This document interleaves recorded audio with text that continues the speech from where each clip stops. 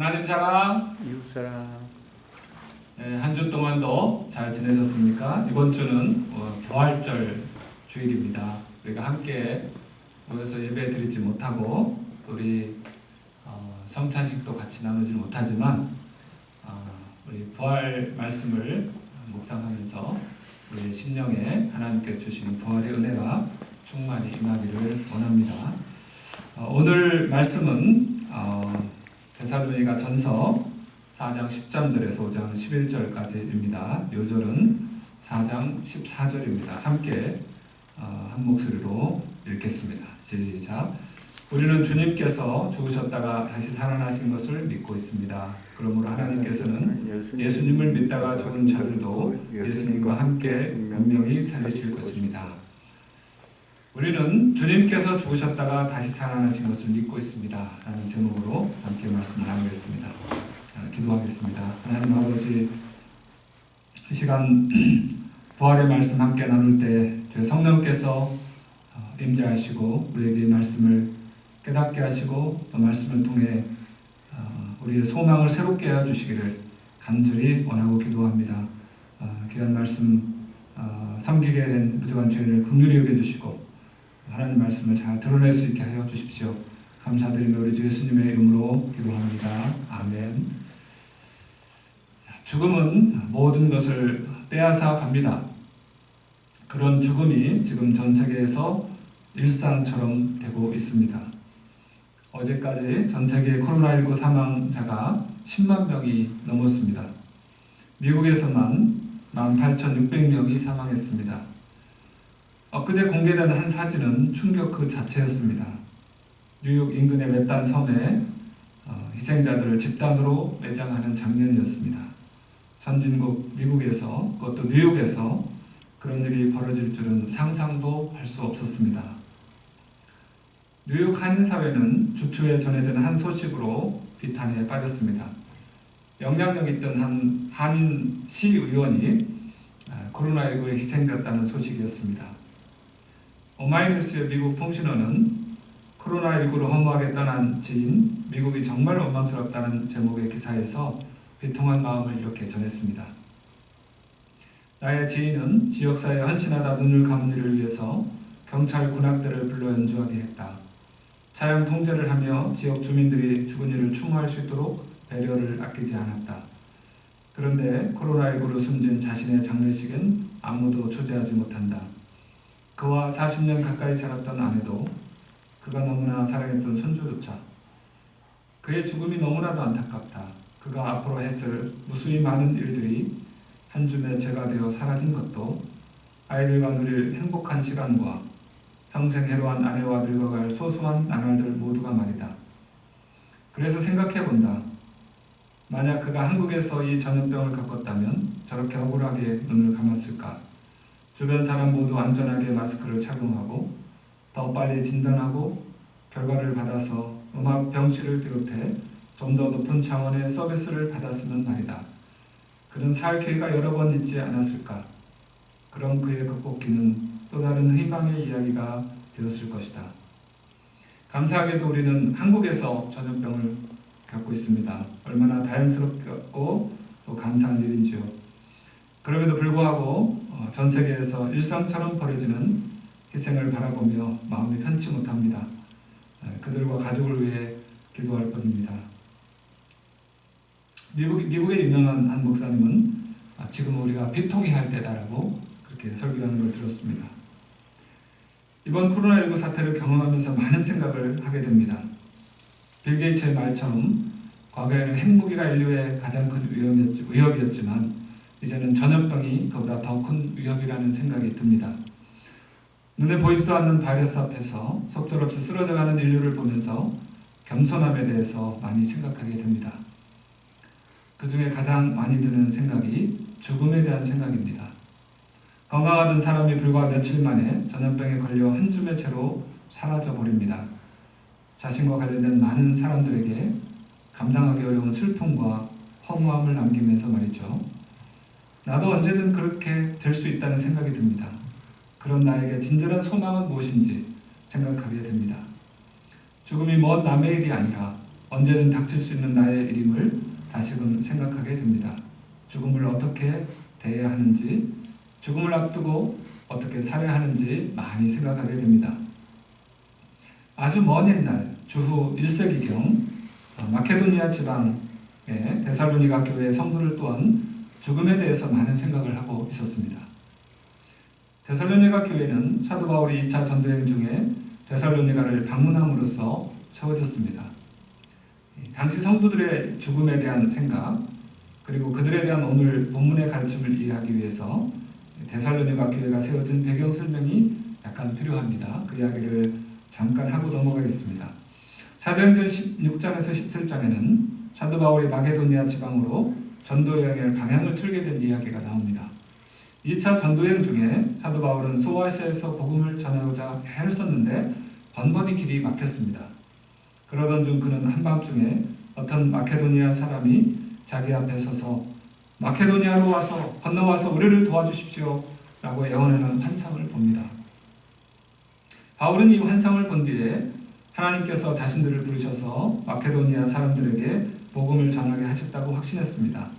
사도 바울은 실라, 디모데, 누가와 함께 아시아의 드로아 항구에서 배를 타고 아드리아 해를 건너 네아폴리에 상륙했습니다.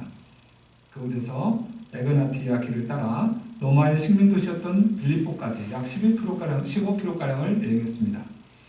빌립보에서 자조 옷감 장사 루디아를 만났고 많은 사람을 전도했지만 바울과 실라는 로마 관리들에게 끌려가 매를 맞고 하룻밤을 감옥에서 보내야 했습니다. 다음날 로마 관리들은 바울이 로마 시민권자인 것을 확인하고 몹시 놀라며 그에게 빌립보를 떠나줄 것을 간청했습니다. 그래서 사도 바울은 누가만 빌립보에 남겨두고 실라, 디모데와 함께 에그나티아 길을 따라 계속 서쪽으로 나아가 빌립보에서 약 150km 떨어진 데살로니가에 도착합니다. 데살로니가에는 상당히 규모가 있는 유대인 공동체가 있었고 유대교 회당도 있었기 때문에 바울 일행은 그들의 관습에 따라 회당 예배에 참석했습니다. 그리고 3주에 걸쳐서 성경을 가지고 유대인들과 토론했습니다. 바울은 성경을 가지고 그리스도가 고난을 받고 죽은 자 가운데서 다시 살아나야 한다는 것을 설명하고 증명했습니다. 그리고 내가 여러분에게 전하고 있는 이 예수님이 바로 그리스도입니다 라고 확신 있게 전했습니다. 그 결과 적지 않은 유대인들과 하나님을 경외하는 많은 헬라인들 그리고 적지 않은 기브인들이 바울을 따랐습니다. 그러나 또 다른 유대인들은 그를 시기했습니다. 그들은 시장에 불량배들을 모아 폭동을 일으켰습니다. 그들은 바울 일행을 가이사의 법을 어겨가며 예수라 하는 다른 왕이 있다고 말하면서 황제의 명령을 거스르는 행동을 하는 반역자들이라고 몰아세웠습니다. 데살로니가 신자들은 바울 일행의 신변을 보호하기 위해 밤에 그들을 데살로니가에서 베레아로 보냈습니다. 데살로니가를 떠난 후 사도 바울은 다시는 그곳으로 돌아갈 수 없었습니다. 아주 짧은 기간 동안 복음을 들은 데살로니가 성도들이 제대로 신앙생활을 하고 있는지 걱정이 되지 않을 수 없었습니다. 후에 바울은 디모데를 보내 데살로니가 교회 상황을 살펴보도록 했고 돌아온 디모데는 기쁜 소식을 전해주었습니다. 데살로니가 성도들이 여러 가지 어려움과 핍박 속에서도 믿음과 사랑 가운데 굳건히 서 있다는 소식이었습니다. 불과 3주 정도 가르침을 받았는데 그들이 신앙을 굳건히 지키고 있다는 것은 놀랍고 기쁘고 감사한 일이었습니다. 그것도 고난과 멸시 등의 핍박을 받는 상황에서 말이죠. 그렇지만 다른 한편 믿음을 잘 지키고 있던 그들이 해결하지 못하는 한 가지 중요한 신앙적인 문제가 있다는 소식도 들었습니다. 그것은 주님의 재림과 그 재림 전에 죽은 신자들에 대한 오해였습니다. 오늘 본문 말씀이 바로 이 문제와 관련됩니다. 데살로니가 성도들은 사도 바울이 전한 복음을 굳게 믿고 있었습니다. 그 복음이 무엇이었습니까? 구약 성경은 분명히 그리스도가 고난을 받고 죽은 자 가운데서 다시 살아나야 한다는 것을 말씀하고 있는데 자신이 전하는 예수님이 바로 그 그리스도라는 소식입니다. 예수님이 구약 성경에 예언한 그리스도신데 왜냐하면 그분은 고난을 받고 죽은 자 가운데서 다시 살아나셨기 때문이라고 전했습니다. 데살로니가 성도들은 그리스도 예수님께서 죽으셨다가 다시 살아나신 것을 믿고 있었습니다. 고난과 멸시, 조롱과 핍박을 받으면서 또 그 믿음을 굳게 지켰습니다. 왜냐하면 사도 바울이 전한 소식이 사실이고 진리라는 것을 부인할 수 없었기 때문입니다. 그들은 이 믿음으로 교회를 이루고 또 서로 뜨겁게 사랑하는 공동체를 이루었습니다. 그들은 죽으셨다가 다시 살아나신 주님께서 곧 오셔서 고난과 멸시, 조롱과 핍박 속에 처해 있는 자신들을 구원해 주실 것을 소망했습니다. 그런데 오늘이나 내일, 이번 주나 다음 주 혹은 올해나 내년쯤 오실 것이라고 생각했던 주님은 오시지 않았습니다. 주님을 기다리는 동안 함께 신앙생활을 하던 사람 중에 죽는 사람이 하나 둘 생겨났습니다. 어떤 사람은 질병으로 죽었습니다. 어떤 사람은 전염병으로 죽었습니다. 어떤 사람은 늙고 병들어 죽었습니다. 그들은 사랑하는 사람들을 잃는 슬픔에 빠졌습니다.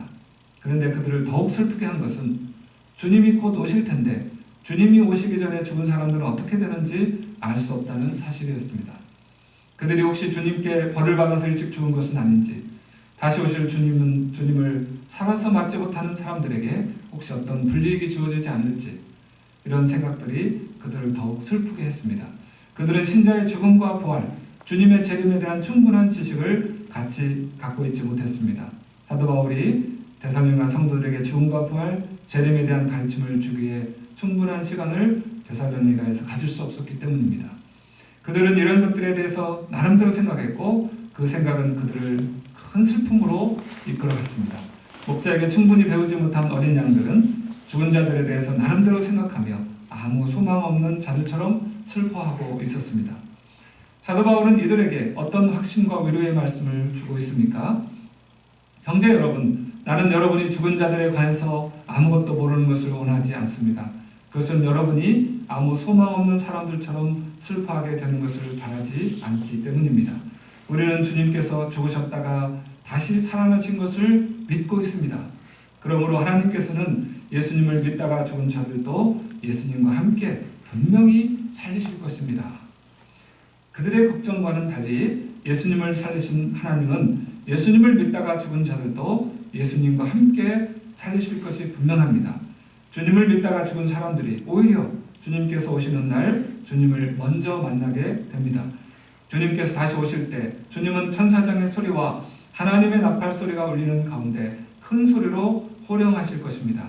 그때 그리스도를 믿다가 죽은 자들이 먼저 일어나고 그 후에 살아서 주님을 영접한 사람들이 그들과 함께 구름 속으로 끌어올려져 하늘에서 주님을 만나게 됩니다. 그리스도를 믿다가 죽은 자들이 부활의 몸을 입고 살아서 주님을 영접한 사람들도 부활의 몸으로 순식간에 변화되어 함께 주님을 만나게 됩니다. 그러나 언제 어느 때에 주님이 오시는지에 대해 묻는다면 사도 바울은 정확한 때에 대해서는 말할 수 없다고 말씀합니다. 왜냐하면 주님이 오시는 그날은 한밤중에 도적같이 임할 것이기 때문입니다. 사람이 살면서 도둑을 맞을 수 있다는 생각은 누구나 합니다. 그리고 그 도둑이 한밤중에 침입할 것이라는 사실도 누구나 압니다. 그러나 도둑이 우리 집에 언제 어느 때 침입할지는 아무도 모릅니다. 사람들이 모든 것이 평안하고 안전하다고 말할 그때, 즉 방심하고 태만하여 틈을 보일 그때에 재난이 갑자기 닥칩니다. 재난은 성격상 항상 그렇게 옵니다. 인생 가운데 재난이 올 거라는 사실을 모르는 사람은 아무도 없습니다. 몇 년 전부터 경제가 어렵다, 조만간 경제위기가 올 거다, 97년 IMF 사태보다 더 큰 경제위기가 올 거다 말들이 많이 있었습니다. 그러나 그 어느 누구도 코로나19 전염병이 경제위기를 불러올 줄은 알지 못했습니다. 오히려 작년 말, 올해 초에 많은 경제 전문가들은 세계 경제가 살아날 것이라고 예측하며 장밋빛 전망을 쏟아냈습니다. 그런데 재난이 갑자기 닥쳤습니다. 예상치 못했던 전염병이 등장하여 전 세계 경제를 엉망으로 만들어 놓았습니다. 지금은 코로나를 대처하는 데 온 신경을 쓰고 있지만 코로나 이후에 어떤 경제적 어려움이 닥쳐올지 가늠하기 어렵습니다. 이처럼 주님이 오신다 하지만 언제 오실지 아무도 알 수 없습니다. 어떤 사람은 그날을 특정해서 기다리기도 했지만은 번번이 실패했습니다. 어떤 사람들은 주님이 오신다는 사실 자체를 아예 믿지 않고 모든 것이 평안하고 안전하다고 하고 살지만 그날은 반드시 옵니다. 그것은 마치 아기를 낳을 여인이 갑작스럽게 진통을 맞이하는 것과 같아서 아무도 피할 수가 없습니다. 아이를 뵌 여인은 반드시 아이를 낳게 됩니다. 그러나 산통은 갑작스럽게 옵니다. 그래서 심지어 택시에서 아이를 낳기도 하고 심지어 길을 가다가 아이를 낳는 분도 있습니다. 이처럼 부활 승천하신 예수님은 반드시 다시 오십니다. 그러나 언제 오실지 알 수가 없기에 갑작스럽게 오십니다. 하지만 예수님을 믿는 사람들에게 예수님께서 언제 오신다 해도 그날이 도적같이 갑자기 찾아오지는 않게 됩니다. 왜냐하면 예수님을 믿는 사람들에게 주님을 기다리는 날들은 언제나 낮이고 밤이 아니기 때문입니다. 예수님을 믿는 사람들은 그 자신들이 빛의 자녀들이고 낮에 속한 사람들이기 때문입니다. 예수님이 오실 것을 알고 기다리며 준비하고 있는 사람들이기에 예수님이 언제 오시든 갑작스러운 일이 아닙니다. 오히려 갑작스럽게 오시기 때문에 그날은 더 극적이고 기쁜 날이 될 것입니다. 그러므로 예수님이 다시 오시는 날을 기다리는 사람들, 곧 예수님을 믿고 사는 사람, 우리들은 어떻게 하루하루를 살아가야 할까요? 6절에서 8절 말씀을 함께 읽겠습니다. 그러므로 시작. 그러므로 다른 사람들처럼 잠들지 말고 깨어서 정신을 차려야 합니다. 잠자는 사람들은 밤에 자고 술 마시는 사람들도 밤에 마시고 취합니다. 그러나 우리는 낮에 속한 사람들이니 정신을 똑바로 차리고 믿음과 사랑의 갑옷을 입고 구원에 대한 소망의 투구를 씁시다. 갑옷과 투구는 적들의 공격에 대한 방어 무기입니다. 갑옷은 심장을 보호하고 투구는 머리를 보호합니다. 신체 중에서 가장 치명적인 부위를 보호하는 장비들이 바로 갑옷과 투구이죠. 하나님은 예수님을 믿는 사람들에게 믿음과 사랑이라는 갑옷, 또 구원에 대한 소망이라는 투구를 보호 장비로 주셨습니다. 믿음과 사랑이라는 갑옷을 갖추어 입고 있으면 우리의 심장이 보호됩니다. 구원에 대한 소망이라는 투구를 갖춰 쓰고 있으면 우리의 머리가 보호됩니다. 주님을 기다리며 우리가 할 일은 하나님이 우리에게 주신 믿음과 사랑의 갑옷을 잘 갖추어 입고 있는지, 구원의 소망이라는 투구를 잘 쓰고 있는지 늘 점검하는 일입니다. 그것이 정신을 똑바로 차리라는 의미입니다. 그러나 잠에 취하고 술에 취하면 어떻게 됩니까? 정신이 해롱해롱해져서 자신이 갑옷을 갖추어 입고 있는지 또 투구를 쓰고 있는지조차 잊어버리게 됩니다. 술 취한 사람들의 가장 큰 특징은 옷을 입고 있는지 벗고 있는지 모르고, 그죠? 넥타이를 목에 매야 되는데 머리에 매죠. 그렇게 되지 않아야 됩니다.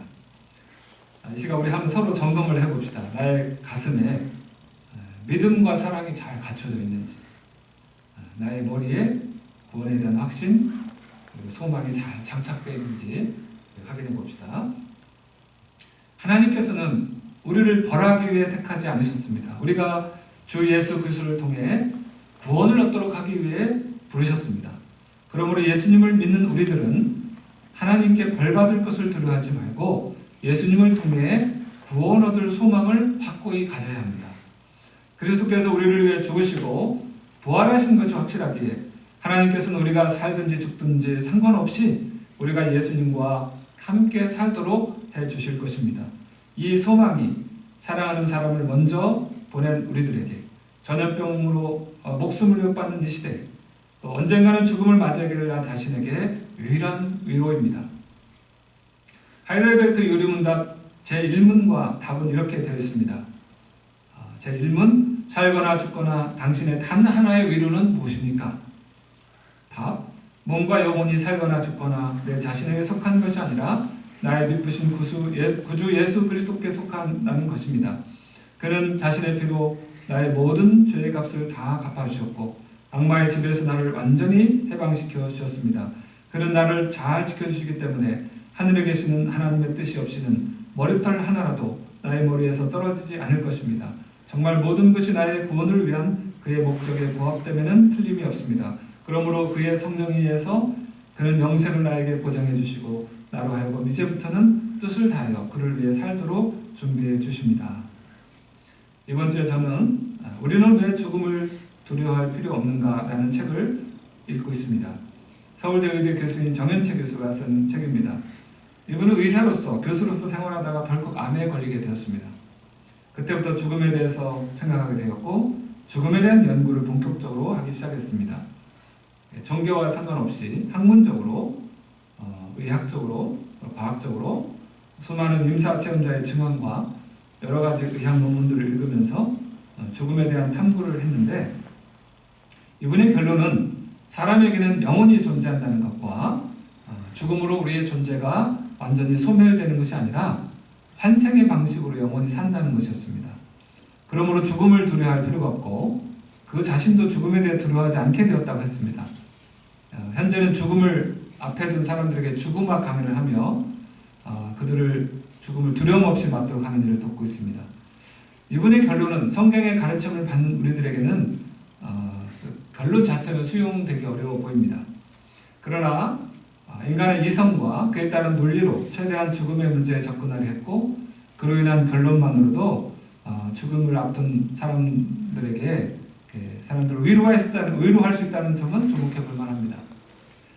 사람에게는 영혼이 존재하고 그 영혼이 소멸되지 않고 환생할 수 있다는 결론만으로도 죽음 앞에서 위로를 받을 수 있다면 인격이신 하나님께서 우리를 주님과 함께 다시 살리시고 우리가 살든지 죽든지 상관없이 그분과 함께 살 수 있게 해주셨다는 사실은 얼마나 더 큰 위로가 될 수 있을까요? 환생이 아니라 생명의 부활이라면 얼마나 더 큰 위로가 될 수 있을까요? 그래서 사도 바울은 데살로니가 성도들에게 그리고 우리들에게 이렇게 권면합니다. 그러므로 여러분들은 이런 말로 서로 위로하십시오. 그러므로 지금처럼 서로를 위로하고 격려하며 서로에게 힘이 되어 주십시오. 요즘에 이제 온라인 강의를 우리가 다 듣잖아요. 그리고 이제 숙제를 선생님이 또 교수님이 내줍니다. 온라인으로 또 제출합니다.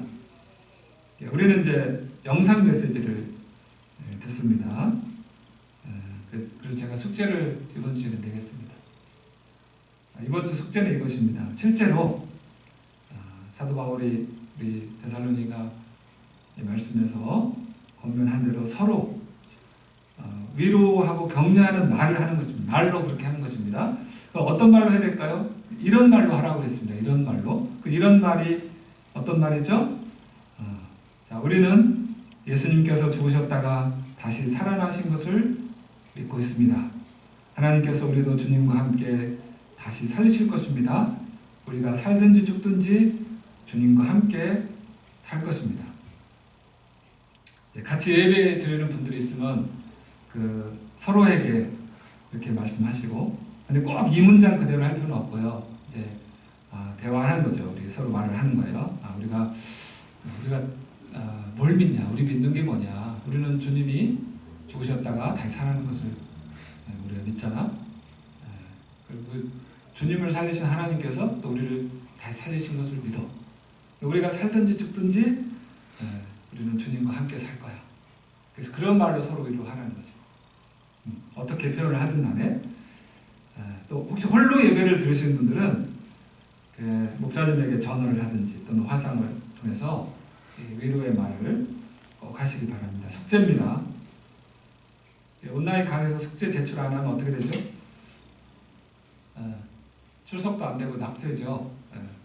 낙제하는 일이 없기 바랍니다. 그래서 우리가 서로 이런 말로 위로할 때 성령의 위로가 실제로 우리의 마음에 충만히 임하게 될 줄 믿습니다.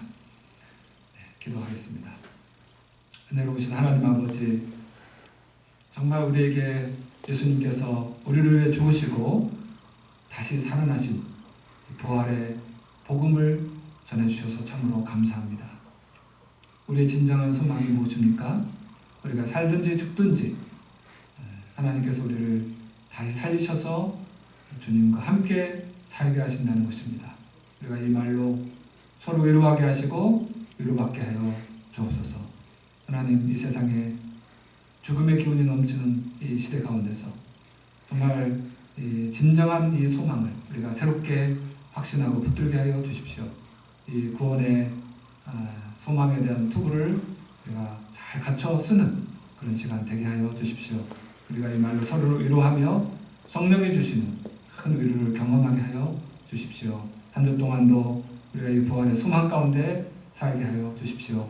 감사드리며 우리 주 예수님의 이름으로 기도합니다. 아멘.